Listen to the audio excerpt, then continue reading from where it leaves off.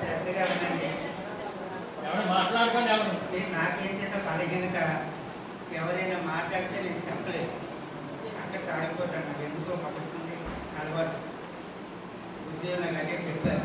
నేను మాట్లాడేటప్పుడు ఎవరైనా మాట్లాడితే గురుదేవులు కోప్పడేవాడు. రాజుగారు మాట్లాడేప్పుడు ఎవరు చేయలేదు, నాకు బలహీన. అందుకని ఈ విషయాలు చెప్తున్నాను. ఇందాక ఉదయం చెప్పారు, కమలత గారు చెప్పారు, మెహరాజ్ గారు చెప్పారు. ఇది స్థాపించి అంటే మెహర్ బాబా కేంద్రం స్థాపించి 45 సంవత్సరాలు అన్నారు. 45 కాదు, 48 సంవత్సరాలు. ఎందుకని చెప్తున్నానంటే, నేను గురుగారి దగ్గర ఆయన సద్గురుగా ప్రకటించబడిన రోజునే మెహర్ చైతన్య మహారాజ్ కాదు, మెహర్ చైతన్య వారి పేరునే మహారాజ్ అయిన తర్వాత 7/3/1976 దగ్గరికి చేరాడు. అంటే ఇప్పటికీ 59 సంవత్సరాల క్రితం ఆయన దగ్గరికి వచ్చారు. అప్పుడు నుండి ఆయన అన్నింటిలోనే ఉన్నాడు. వచ్చిన మరుసటి సంవత్సరం నుండి హేమలత గారిని నన్ను గ్రామాలకు వెళ్ళండి అన్నారు. నాకు ఏమీ తెలియదు మెహర్ బాబా గురించి. ఆవిడ కాదు పుట్టి 63లో ఆవిడ దర్శనం చేసుకుని నేను చేసుకున్నాను. మెహర్ బాబా ప్రసాదం చేసుకున్నాను. మెహర్ బాబాని 25 సంవత్సరాలు విమర్శిస్తూనే ఉన్నాను. బాబా కార్యక్రమానికి వెళ్ళేవాడిని, తినేవాడిని, వచ్చేవాడిని. గురుదేవుల దగ్గరికి వచ్చిన తర్వాతనే మెహర్ బాబా పరిపూర్ణంగా స్వీకరించగలిగారు. అప్పటి నుండి ఎన్ని గ్రామాలు వెళ్ళామంటే, ఇప్పుడు ఉన్నటువంటి గ్రామాలు మీరు ఏవైతే పెడుతున్నారో అవన్నీ మొట్టమొదటి మేమే వెళ్ళాం అన్నింటికి. అప్పుడు ఎలాంటివి లేవు. బిల్డింగ్స్ చిన్న ఇల్లు ఉండేది, మామూలు అరుగు ఉండేది. అరుగు కూర్చొని రాత్రి కాలంలో తెచ్చేవారు.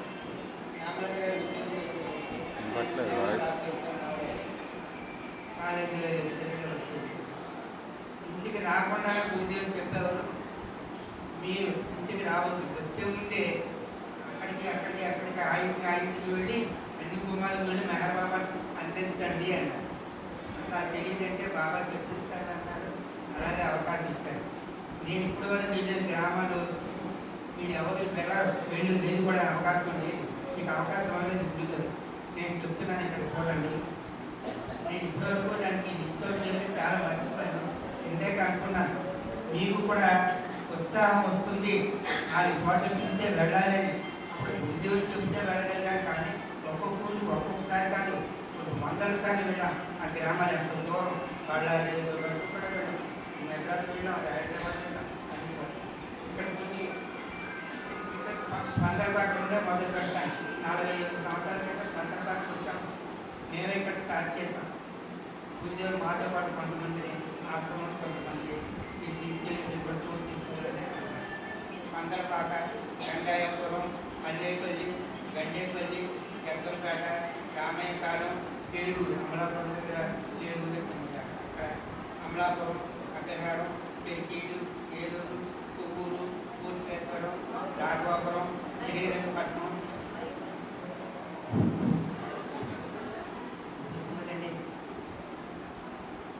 పూర్ణికేశ్వరం, రాఘవాపురం, శ్రీరంగపట్నం, దోసకాయలపాడు, ఉమ్మడి వరకు కూడా వచ్చా ఉంటుంది. వచ్చారు. ఏతిలంక, బళ్ళారి, ఎక్కడ చిత్తూరు, బళ్ళారి, అక్కడ సింధుగూరు, పూతల తిండి, అక్కడ తిండి, చీరాల, ఇంపూరుపాలెం, పైన అక్కడ నెల్లూరు, కావలి, విజయవాడ, గొల్లగూడెం, బందరు, గుడ్లవల్లేరు, చల్లపల్లి, ఇండిగంటవారిపేట, ఆలపల్లు, నరసాపురం, చిత్తూరు, తర్వాత గొల్లగూడెం, ఏదిలంక, పింకిలపాడు, జొన్నాడ కూడా ఫస్ట్ నేనే అక్కడ కార్యక్రమం మొదలుపెట్టి ఏదీపీ మనం జరుగుతున్నాయి ఇక్కడ. ఎందుకంటే ఆ పేజాల్లో అక్కడే మమ్మల్ని పంపించారు, పనిముట్టుగా ఉపయోగించుకుని గ్రామానికి వెళ్ళారు. ఒక్కరోజు వెళ్ళి దాన్ని రావడం కాదు, ఎన్నోసార్లు వెళ్ళాం. అమ్మ అంత అద్భుతంగా మిత్రులు కల్పించారు మాకు. ఇప్పటికి కూడా గురుదేవుల పట్ల, అమ్మగారి పట్ల, ఆ సంస్థ పట్ల ఎంతో విశ్వాసం ఉంది మాకు. అది సాక్షాత్ సద్గురు మహారాజ్ మామూలు కాదు, అనంత ప్రజ్ఞాస్వరూపుడు, సమర్థ సద్గురు సార్వభౌముడు. ఆచార్యపేటగా తీసుకున్నాం. ఆయన మామూలు వ్యక్తి కాదు. ఎప్పుడు మామూలుగా ఆయన గురించి మనం ఆలోచించాం. అయితే మేము గ్రామాలకు వెళ్ళిన మొదట్లో ఎలా చెప్పాలక్కడ మాకేమీ తెలియనటువంటి నాకు ఆయన నాకు అనుగ్రహాన్ని ప్రసాదించారు. ఎక్కడ మన కాకినాడ ఒక కార్యక్రమం జరిగేది, అది ఇక్కడ చెప్పను ఎందుకంటే టైం వేస్ట్. ఒక క్షణంలోనూ ఎంతో అనర్గళంగా మాట్లాడేటువంటి అనుగ్రహాన్ని ఒక క్షణం మాత్రమే ఇచ్చారు అక్కడ కాకినాడలో కార్యక్రమం అటెండ్ అయ్యారు. వచ్చారు అప్పటి నుండి వెళ్తున్నాను. అయితే వెళ్ళేటప్పుడు మెహర్ బాబా గురించి చెప్పేటప్పుడు ఏ విధంగా చెప్పాలని చెప్పారు. మీకు ఏదో చదువుకున్నామని ఏదో విన్నమాట నాలో ఉన్నది లేని కల్పించి చెప్పొద్దు. యథాతథంగా ఏం విన్నారో ఏం చెప్పండి, ఆ మాటలే చెప్పండి. ఇతరులను ఆకర్షింపజేసి ఇతరులను మమ్మీ పెట్టవద్దు అని చెప్పుకొచ్చారు. మీరు చదువుకున్నారు కదా అని గురుదేవుడు చెప్పిన విషయాలు కానీ మెహర్ బాబా చెప్పిన విషయాలు కానీ అక్కడ ఉన్న వ్యక్తుల స్థాయిని బట్టి చెప్పేవారు. మామూలు అంతటి స్థాయిలో ఉన్నారు కదా, వాళ్ళు తల్లి రీతిలో చెప్పారు. మెహర్ బాబా కూడా అలా చెప్పారు. గురుదేవులు అలాగే ఉన్నతంగా ఉంటే ఉన్నతమైన స్థితి, ఇంకా ఉన్నతంగా ఉంటే ఉన్నతమైన స్థితి. పండితులు తల్లిగా చెప్పారు. ఆ పండితులు చెప్పినటువంటి మాటలు మేము ఇంతవరకు ఆ పండితులు చెప్పిన మాటలు అంటే మీకు ఏమర్థం అవుతుంది? ఎందుకు చెప్పినట్టు వృధాయిపోతుంది కదా. అందుకని ఏమన్నారు గురుదేవులు, మెహర్ బాబా ఏ విధంగా అయితే ఉన్నతోన్నతుడైనప్పుడు కూడా ఆయన మామూలు నిపుణ స్థాయి, అతి తక్కువ స్థాయికి వచ్చి ఆయన చేయించారు. ఆయన కార్యకర్తలుగా మీరు ఉపయోగపడేటప్పుడు కూడా మీరే అదే స్థాయిలో దిగి అదే స్థాయిలో దిగి చెప్పండి. అయ్యే మాటలు కాదు, అర్థమయ్యే మాటలు చెప్పండి. ఎప్పుడైతే వాడు హృదయంలో ప్రదర్శించో ఆ మాట వదిలిపెట్టరు. ఇంకా అది గుర్తుపెట్టుకోమని చెప్పారు. మరి వెళ్తున్నాం, ఇప్పుడు మనం చూస్తున్నాం ఎన్నో గ్రామాలు వెళ్తున్నాం కదా. మనం ఎన్నో గ్రామాలు చదువుతున్నాం. ఇక్కడ గురుదేవుల దగ్గరికి వచ్చినటువంటి వ్యక్తులు ఉన్నటువంటి ఆధ్యాత్మిక జ్ఞానం మెహర్ బాబా గురించి ప్రపంచం అంతా ఉన్నారు. అన్ని మతాలు అన్ని సంప్రదాయాలు, కానీ ఎంత అవగాహన లేదు. వాళ్ళ స్థాయి నుండి ఇది వేరే. ఎందుకంటే గురుదేవుడు ఆత్మజ్ఞానాన్ని ఇచ్చారు. ఆత్మజ్ఞానాన్ని ప్రదర్శించే ఉన్నతంగా తీసుకుని వెళ్ళారు. అయితే మీ గ్రామస్తులు వెళ్తున్నారు. కొంతమంది మెహర్ బాబాని ఇప్పటికీ కూడా అంగీకరించట్లేదు. అది దేవుడే కదా అని మీరు చెప్తున్నారు. దేవుడి లక్షణాలన్నీ మీరు చెప్తున్నారు, కానీ ఎవరైనా అంగీకరిస్తున్నారా? మీరు ఎప్పుడైనా ఆలోచించారా అని అడిగారు. మీరు అవగాహన చేసుకొని, మీరు మెహర్ బాబా గురించి అవగాహన చేసుకొని జీవించుకొని అప్పుడు మెహర్ బాబా అవసరం ఏంటో చేయండి. మీరు గ్రామాలు వెళ్తున్నారు, అక్కడికి వెళ్తున్నారు, ఇక్కడికి వెళ్తున్నారు. అక్కడ అందరూ మెహర్ బాబా ఎవరు వివిధ సాంప్రదాయాలు వివిధ నామాలు దేవుళ్ళు ఇప్పుడు మనం ఎంతోమంది చూస్తున్నాం.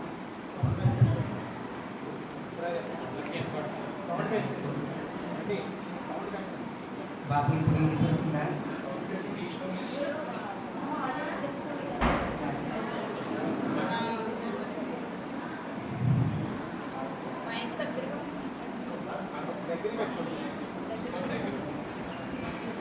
ఇప్పుడు అందరూ ఎందుకు స్వీకరించలేకపోతున్నారు? ఏ గ్రామానికి వెళ్ళండి, మీ ఊళ్ళో చూడండి, రామ భక్తులు ఉన్నారు, కృష్ణ భక్తులు ఉన్నారు, వెంకటేశ్వర స్వామి భక్తులు ఉన్నారు, రకరకాల దేవుళ్ళని ఆరాధించేవారు ఉన్నారా లేదా? వాళ్ళందరూ ఉంటుండగాను మీరు చెప్పినట్టు నిన్నగా మన వచ్చిన మెహర్ బాబా దేవుడు అని మీరు చెప్తే ఎలా విశ్వసించగలుగుతారు? వాళ్ళు విశ్వసించలేరు కదా. వాళ్ళు దేవుని వదిలేయమంటారా? ఎవరైనా అయితే నిజానికి మీకు సహాయం చేయగలిగే దేవుడు ఎవరంటే గురుదేవుడు చెప్పారు. 56లోనే చెప్పారు, ఇప్పుడు కాదు, 50 సంవత్సరాల క్రితం చెప్పింది ఏమన్నారు? ఒక అవతార పురుషుడు తప్ప దురాసుడు రాముడు, కృష్ణుడు, బుద్ధుడు, యేసుక్రీస్తు, మహమ్మద్ వారు తప్ప, అలాగే సద్గురువులు తప్ప మిగతా వాళ్ళంతా కూడా సృష్టిలో ఎంత వేలాది మంది దేవుడు ఉన్నప్పుడు కూడా ఎవరెవరు ఏ సాంప్రదాయంలో ప్రార్థించినప్పుడు కూడా వాళ్ళు దేవుడు కాదు, క్షమించాలి. వాళ్ళు భయంతో కల్పించుకున్న దేవుడు దేవతలు అన్నారు. మనం భయంతో దేవుడు అంటే కదా మనకి బాధ వచ్చింది, చేయకపోతే ఏమవుతుంది కల్పించుకున్నటువంటి వారు అన్నారు. మరి వాళ్ళని ఆశ్రయించినటువంటి వాళ్ళు ఏమైనా నష్టపోతున్నారా? మీరే చెప్పారు కదండి, అందరిలో దేవుడు ఉన్నాడు చెప్పినట్టు వాళ్ళలో దేవుడు లేడా? ప్రతి వ్యక్తిలో దేవుడు ఉన్నాడు అంటున్నారు. ఈ సేవలో ఉన్నాడు, దోవలో ఉన్నాడు, దీంట్లో కూడా దేవుడు, దీంట్లో కూడా ఉన్నాడు, అన్నింటిలో దేవుడు ఉన్నాడు. మరి అటువంటిప్పుడు వాడు దేవుడు కాకుండా ఎట్లా పోతారు? వాళ్ళ సహాయం అందదా అని అడిగిన గురుదేవులు. ఎందుకంటే వాడికి సహాయం ఉంటుంది. ఎందుకంటే వారు ఏ దేవుణ్ణి వాళ్ళు విగ్రహాన్ని ఆరాధిస్తున్నారు, కొంతమంది ఫోటోలు పెట్టుకొని ఆరాధిస్తున్నారు, కొన్ని చెట్లు సేవలకి దేవుడు అని పెడుతున్నారు. వాళ్ళు ఆరాధించేటువంటి దైవము దేవతలు ఏ ప్రాప్తికి వాళ్ళు ఉన్నట్లయితే చైతన్యము అంటే కంగారు పడదు, సర్వ అనుభవాలకి ఆధారమై ఉండదు. మంచివాడిని మంచి అనుభవం, చెడ్డవాడిని చెడ్డ అనుభవం, దొంగ అనుభవం, స్త్రీ అనుభవం, పురుషుని అనుభవం. ఎవరెవరు ఏ స్థాయిలో ఉంటే ఆ అనుభవాన్ని అనుభవింపజేస్తుంది ఏదైతే దాన్ని చైతన్యం అనుభవం. అందుకని మీరు ఆరాధించే దేవతలు దేవుళ్ళు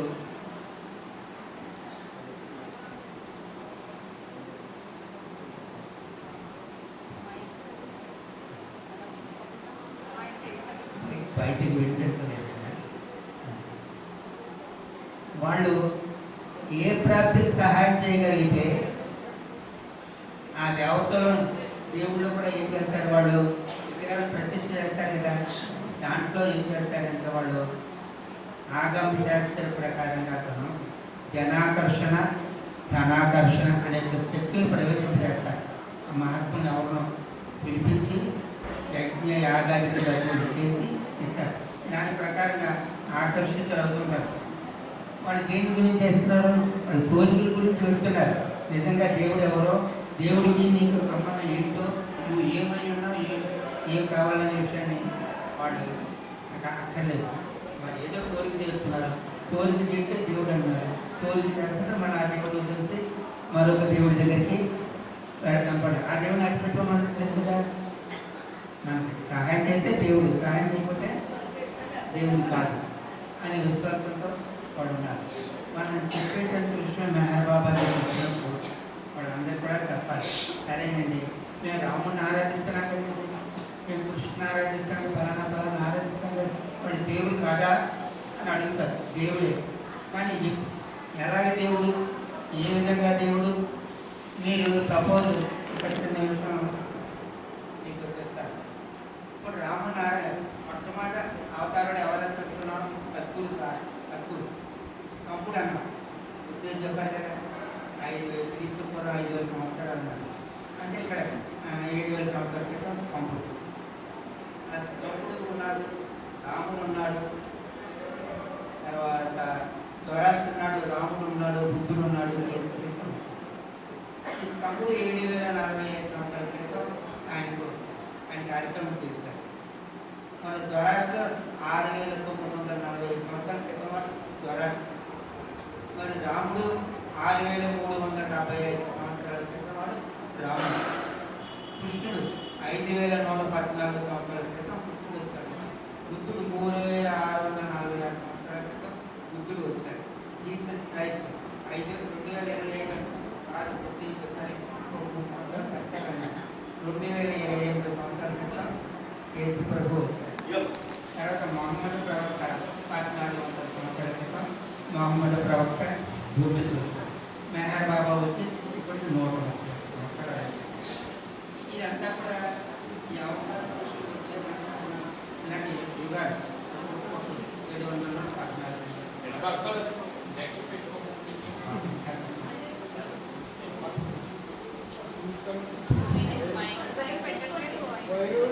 ఏమైనా తేడా ఉందా? నేను చెప్పడంలో తేడా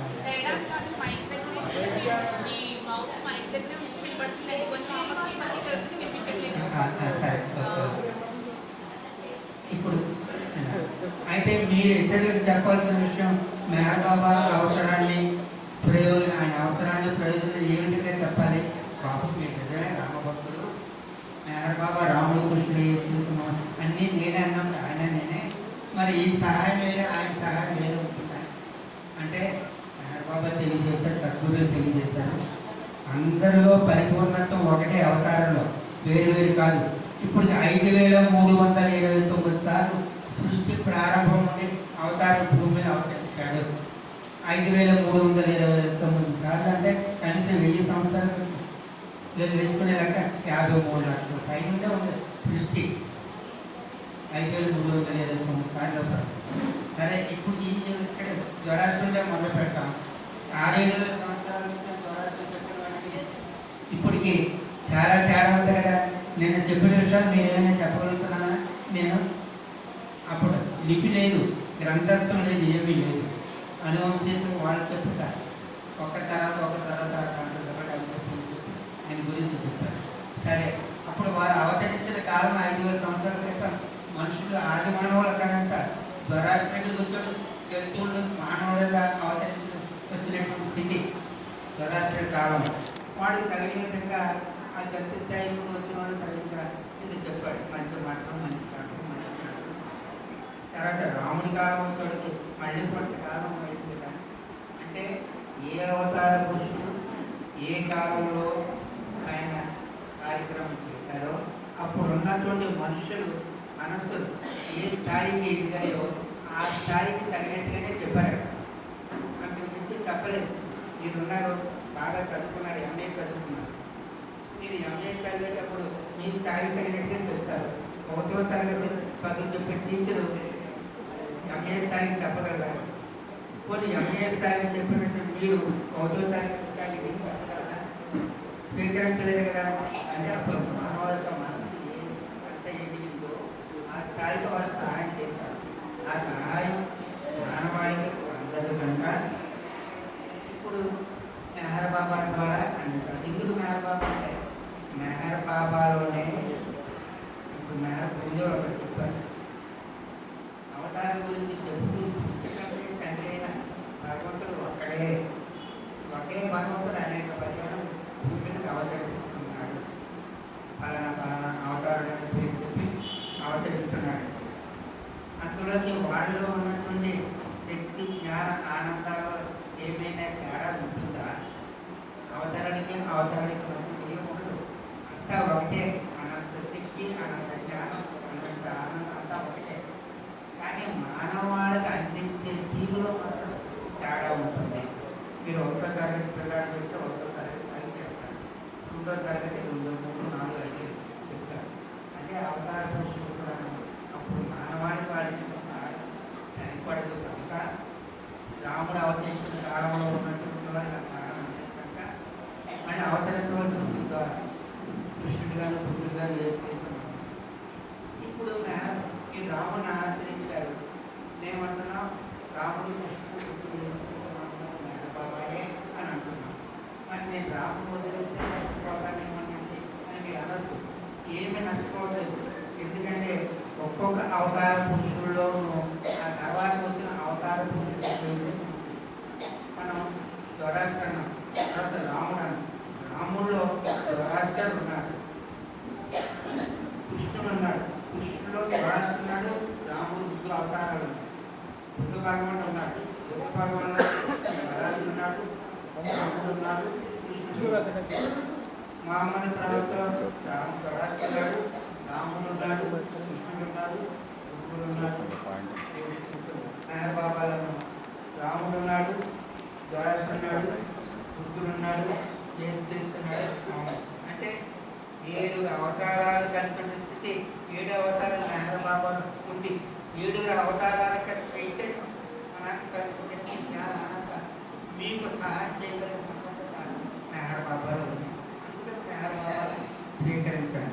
మెహర్ బాబాను స్వీకరించిన తర్వాత మీరేమైనా నష్టపోతున్నారా? మీ దేవుడు చూస్తే ఇంకా నష్టపోవట్లేదు. మీరు ఇంకా ఇప్పటి వరకు కూడా ఎప్పుడూ 5-6 సంవత్సరాల క్రితం రాముని ఇంకా అట్టి పెట్టుకుంటున్నారంటే ఇంకా ఎన్ని లక్షల జన్మలు కదా. అంటే జీవితంతో నన్ను అట్టి పెట్టుకుంటే అలాగే ఉంటారు. అక్కడ నుండి విడుదల అవ్వాలి, ముందుకు వెళ్ళాలి.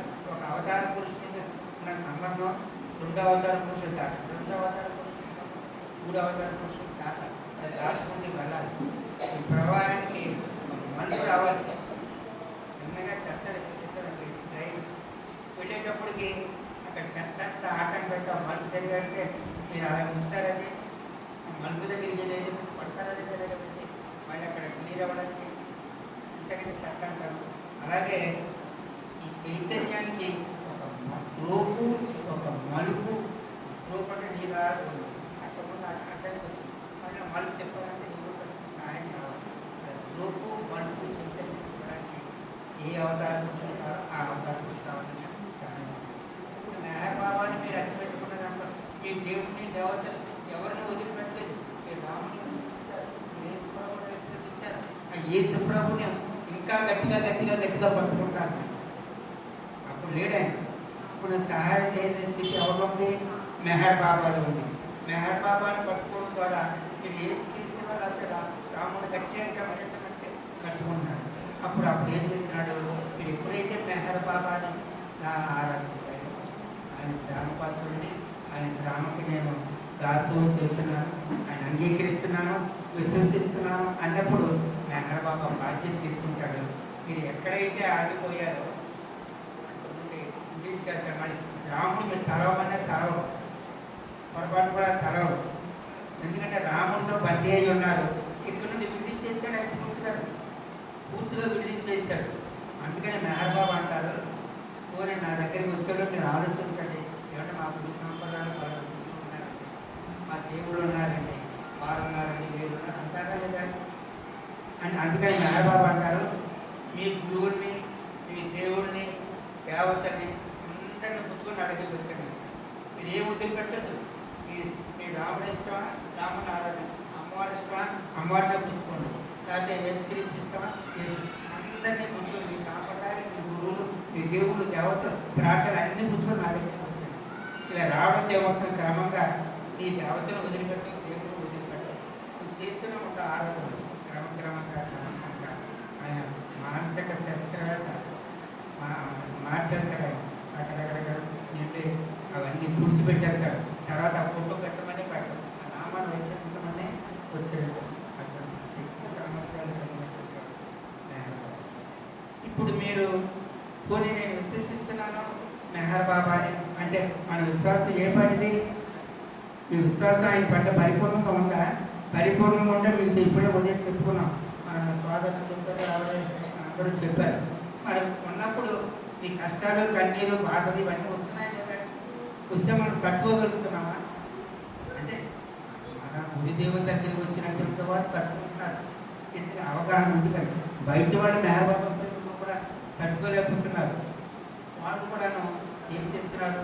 అలానే దేవుడి దగ్గరికి వెళ్ళాలి, అలాగే దేవత దగ్గరికి వెళ్ళాలి, తాళ్ళు కట్టించుకోవాలి, ఈ బొట్టు పెట్టించుకోవాలి. ఇవన్నీ ఎవరో ఇరుగు పొరుగు వాళ్ళని బాధ చూసి ఏమని మెహర్ బాబా ఏం చేస్తాడు? ఏం చేయలేదు కదా, ఆయన పెట్టుకుని ఎలాడతారని అనుకోండి. బాధ ఏం చేస్తుంది? పూణిలో వాళ్ళు చెప్పారు కదా, అక్కడికి వెళ్ళి ఒక తాడు కట్టించుకుంటే ఏముంటుంది? పూణి వాళ్ళు చెప్పారు కదా, ఈ కొబ్బరికాయలు కొట్టేస్తే ఏముంటుంది? పూణి వాళ్ళు చెప్పారు కదా, అదార్థిగా చెప్పేస్తారు, వాళ్ళు అయిపోతుందట. ఆ దేవుని ఆరాధిస్తే ఏమో.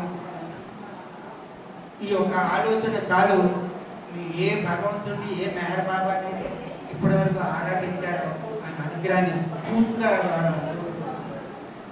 మీ మనసులో ఒక ఆలోచన వచ్చింది. మీకు ఒక అర్థం ఉంది, మీరు అర్థానికి ఒక చీలిక ఏర్పడిందంటే ఆ చీలికే కదా ఎప్పుడు.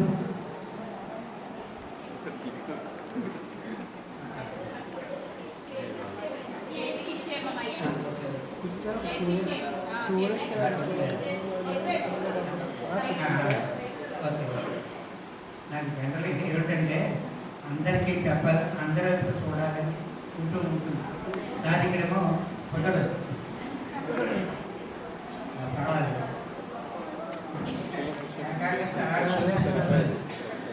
మీరు అందరూ నాకు కనబడాలి. మీరు నిద్రపోతున్నారా, ఉంటున్నారా, దాన్ని బట్టి మార్చుకుంటారు. అది సరే. అందుకని మీ విశ్వాసం ఏమీ పోకూడదు. మానసిక దృక్పథం, దృఢ విశ్వాసం, 2 రకాల విశ్వాసాలు ఉన్నాయి. మనది మానసిక విశ్వాసమా, దృఢ విశ్వాసమా అని అన్నారు.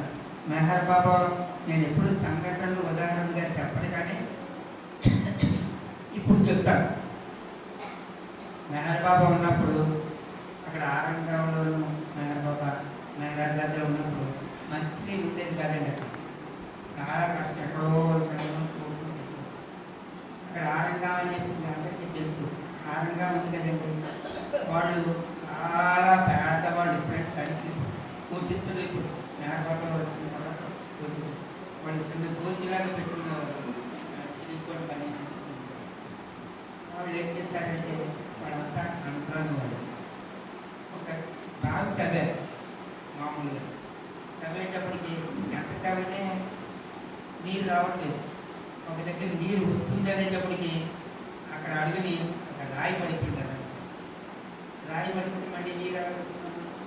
రాదు. అందుకని రాయి తవ్వుతుంటే కూడా రావట్లేదు. వాళ్ళు అన్నారు, బాబా అన్నారు, నేను వాళ్ళకి నీరు వస్తుందని చెప్పాను, ఒకళ్ళు నీరు రాకపోతే మనం కొట్టేస్తానేమో వాళ్ళు అన్నారు. నాకు వాడతారు బాబా. నేను దేవుడు కాదు, నాకు తెలియదు, వాళ్ళు అన్నారేమో అన్నారు. వాళ్ళు కొన్ని రోజుల తర్వాత కడలో ఇవన్నీ పుచ్చుకొని వస్తున్నారు. వచ్చేటప్పటికి మెహర్ బాబా అన్నారు, వీళ్ళు అన్నారు, బాబా వచ్చేస్తున్న కడలో ఈ పని అయిపోతుంది బాబా, వాళ్ళు నీరు రాలేదు అన్నారు. వాళ్ళంతా వచ్చి మెహర్ బాబాకి సాష్టాంగం పడి, ప్రభు ఈ దయ వల్ల మాకు నీరు వచ్చింది అని చెప్పారు. వాళ్ళు అలాగా మీరు మంచి విశ్వాసంగా పంపించారు. అంతలో మండల వాళ్ళు ఉన్నారు. ఈ మండల వాళ్ళు కూడా నీరు గురించి అక్కడ ఎన్నో నెలల నుండి తవ్వుతున్నారు. మెహర్ బాబాని అడిగితే అక్కడ కావండి అన్నారు. అక్కడ నీరు వచ్చేది కాదు. ఇక్కడ కావండి అన్నారు. నీరు వచ్చేది కాదు. అక్కడ కావండి అన్నారు. అన్ని చోట్ల గోతులు పెట్టారు, నీరు రావట్లేదు. వాళ్ళు అన్నారు, మెహర్ బాబా పుట్టాడు, మెహర్ బాబా మీకు తెలియదు. ఆయన ఏమన్నాడంటే, వాళ్ళకి వచ్చాడు బాబా, నీరు మాకు రావట్లేదంటే అలాగా వాడికి అంతటి విశ్వాసం నా పట్ల, అమ్మో అంత ప్రేమ వాడికి, అంత విశ్వాసం, నేను దేవుడు అంటున్నాను కాబట్టి వాడికి వచ్చింది. వాడు ఇప్పుడు అడిగేటప్పుడు వాడి విశ్వాసం మీకంటే ఎక్కువ అని చెప్తున్నాడు. వాళ్ళ మంట ఎక్కిపోయిన అందరికీ మాట్లాడవాడు. ఆయన ఎప్పుడు మీ పట్ల విశ్వాసం లేనప్పుడు మేము ఎందుకు ఉన్నారు బాబా, మేము వెళ్ళిపోతున్నాం, చోట గుళ్ళు దత్తుపడి వచ్చేసారు బయటకు. బాబా పిలిచారు, ఎక్కడికి వెళ్తున్నారు అని అన్నారు. ఎందుకు బాబా మనకు విశ్వాసం లేనప్పుడు ఎక్కడికంటే అప్పుడు అన్నారు, చూడండి వారికి ఇప్పుడు చూడండి మానసిక విశ్వాసం దృఢ విశ్వాసానికి తేడా ఇక్కడ బాబా. ఇక్కడ మానసిక విశ్వాసం దృఢ విశ్వాసానికి తేడా వచ్చింది. అప్పుడు ఏమైంది అని పిలిచారు, చూసారా మీరు అసలైన దృఢ విశ్వాసం, నేను ఏమి ఇవ్వకపోయినా మీరు నన్ను నష్ట పెట్టుకొని ఉంటున్నారు. వాళ్ళు మానసిక విశ్వాసం, వాళ్ళు నేను దేవుడికి వచ్చారు, నీరు కోరారు, సపోజ్ నీరు రాలేదంటే నన్ను వదిలి వెళ్ళిపోతారు కదా, ఈ దేవుడిని అంటారా లేదా అంటే మనసు సంబంధించిన విశ్వాసం. అది కరెక్ట్ కాదు. ఏమి ఇవ్వకపోయినా నేను నన్ను నష్ట పెట్టుకుంటున్నానంట మీరు అది విశ్వాసం.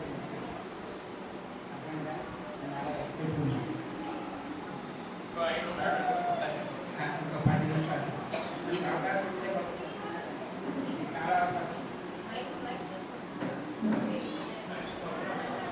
ఇంకోటి మెహర్ బాబా అంటారు, మీరందరూ కూడా ఎన్నో బాధలు కష్టాలు పడుతూనే ఉన్నారు. ప్రతి వ్యక్తి బాధపడి చాలా దేవుడు కూడా విస్మరించేటటువంటి స్థితిలో ఉన్నారు. దేవుడు నాకు సహాయం చేస్తున్నాడు. గతంలో మీ ఇంట్లో ఏదైనా సంఘటన జరిగిందనుకో, తల్లి చనిపోవచ్చు, తండ్రి చనిపోవచ్చు, చుట్టాలు పాత్రలు, అవన్నీ మీరు కష్టమని ఏం చేస్తున్నారు? పంచుకుంటుంటారా లేదా?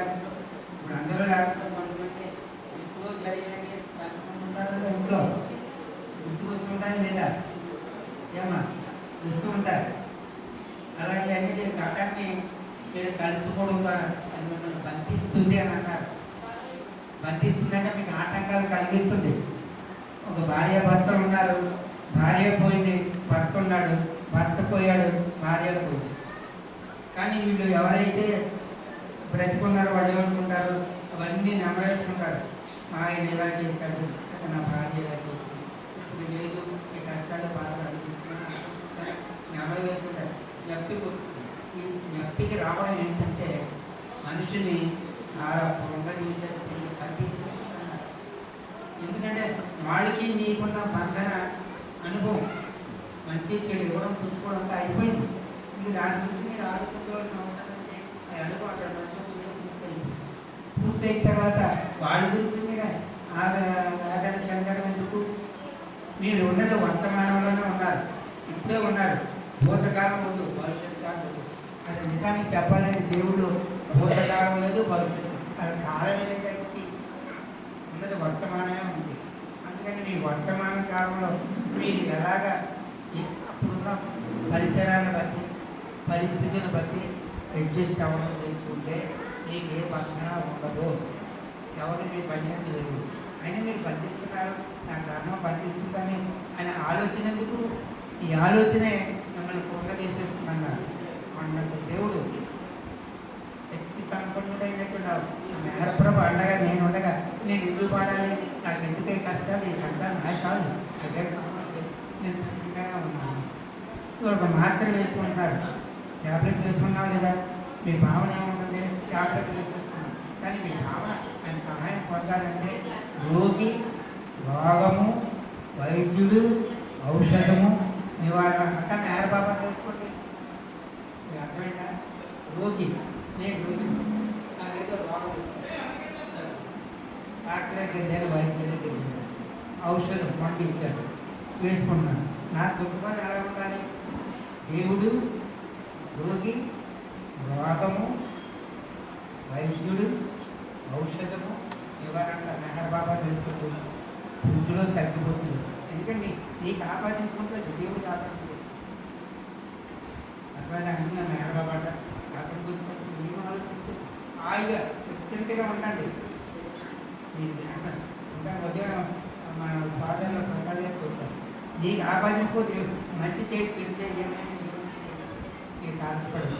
ఏం చేసినా కూడా దేవుడు మెహర్ బాబా మెహర్ బాబా మెహర్ బాబా.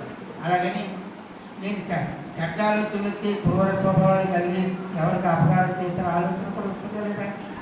నాతో మీకు ఎవరు కూడా వస్తుందా లేదా? అప్పుడు ఎవరు మెహర్ బాబా చేస్తున్నాడు ఈ పని అనుకుంటామా? గురుదేవుడు కూడా అంటాడు. అటువంటి ఆలోచన వచ్చినప్పుడు మెహర్ బాబా అయితే ఇటువంటి ఆలోచనలు చెడ్డ ఆలోచనలు ఉంటారా? మెహర్ బాబా ఉంటాడు కదా, అక్కడ ఆలోచనలు ఈ చెడ్డ ఆలోచనలు ఉంటాడు.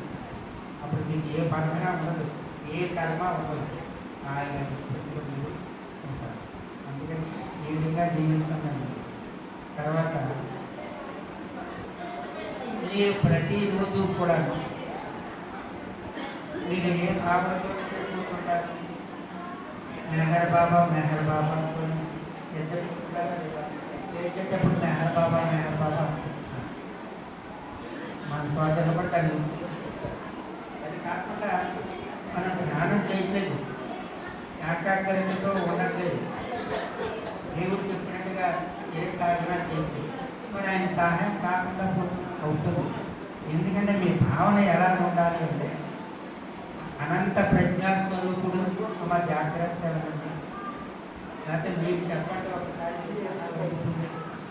అందరూ చెప్పండి. అనంత ప్రజ్ఞాస్వరూపుడు, సమర్థ సద్గురు సార్వభౌముడు, ఆచార్య పీఠాధీశుడు మెహర్ చైతన్య మహారాజు వారు, సాక్షాత్ భగవంతుడు, నా సద్గురుదేవులే నా ఏకైక భగవంతుడు, ఆయనే నా సర్వ అనుభవాలకి కేంద్రమై ఉన్నారు. నా బాధలకి, బాధ్యతలకి, కష్టాలకి, సర్వ సమస్యలకు ఆయనే కేంద్రమై ఉన్నారు. వారిని ఏకాగ్రతతో, విశ్వాసముతో, నిజాయితీతో వారిని ఒక్కరినే నా ఆధ్యాత్మిక గురువుగా స్వీకరించగలిగినప్పుడు సర్వ సమస్యలు పరిష్కరించబడడంతో పాటు సర్వ రుగ్మతులు అంటే జబ్బులు, సర్వ రుగ్మతులు పటాపించలేదు. అతి ఏకాగ్రతలో నా సద్గురుదేవులు నన్ను వారి ఆధ్యాత్మిక శక్తిలో జాగృత పరచడంతో పాటు వారి విశ్వాత్మక చైతన్య శక్తిని వినియోగించుకోగలిగే సమర్థత కూడా కలిగిస్తుంది. మరి సహాయం ఎక్కడ అందుతుంది? అది నా సద్గురుదేవులు చెప్పండి జ్యోతి స్వరూపులై నా నుండే ఈ సహాయం అందిస్తున్నారు. ఈ భావన నిలుపుకోండి. మీకు ఎన్ని అద్భుతాలు జరుగుతాయి మీరే చెప్తారు, నేను చెప్పడం కాదు. మీ స్వరం ఉండాలి అంటాను. ఇంకోటి ఏంటంటే మీరు చూసారు ఆధ్యాత్మిక శక్తిలో మేలుకొల్పుతాను. చచ్చిపోయిన వాళ్ళని బ్రతికించడం వాళ్ళని సృష్టి ఎవరు తనకట్టుకోవచ్చు.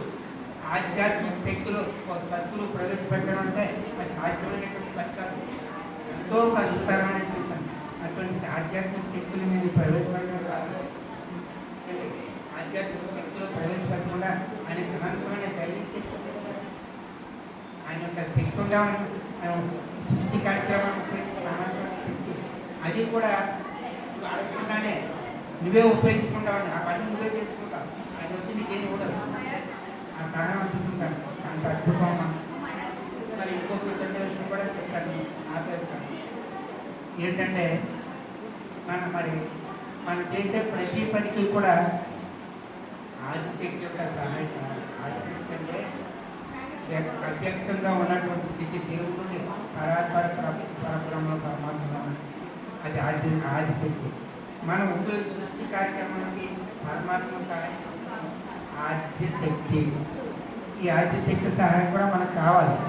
అందుకనే మీరు రోజు శక్తి లేకపోతే చైతన్యానికి ఉంటుంది. రెండు కలిసి ఉంటేనే మనకు సహాయం ఉంటుంది. అందుకని మనం ఏం చేయాలంటే అమ్మను కూడా ప్రార్థించాలి. చెప్పండి, ఓం శక్తి, ఓం శక్తి, ఓం శక్తి, ఓం శక్తి, ఓం శక్తి, ఓం శక్తి, పాహిమాం, ఇచ్ఛాశక్తి, జ్ఞానశక్తి, క్రియాశక్తి, రక్షమా.